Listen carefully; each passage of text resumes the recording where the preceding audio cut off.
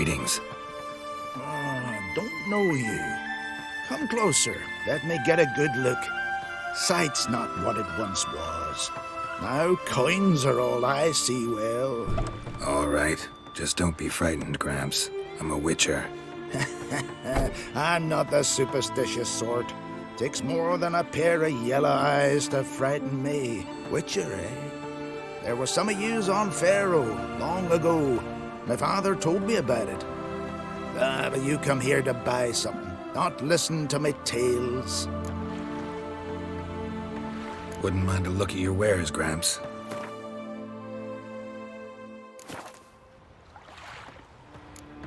I'd love to hear some tales. Word is people from Pharaoh are... Scoundrels and villains, they've filled your ears with such slander. Some of them cowards from Speakerog. Actually, that's not what I've heard at all.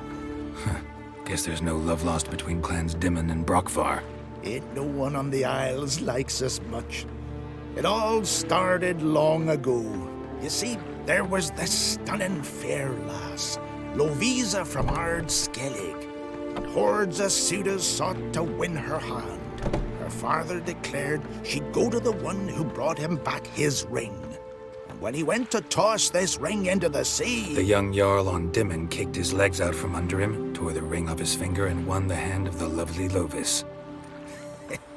Hey, Witcher, you wouldn't fancy staying here on Pharaoh. You'd fit right in. These witchers who came to Pharaoh, tell me more about them. Aye.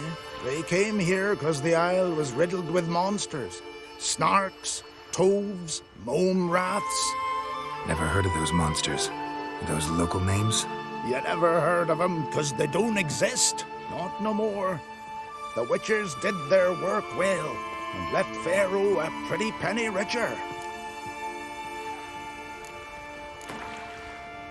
Trade's good and all, but I'm hankering to play some cards. Gwent, specifically. They say when he lost his axe, he went to smashing the guardians. Ah, Witcher, it's you. Recognized your steps. Quiet as a cat you are. What do you need? Take care now.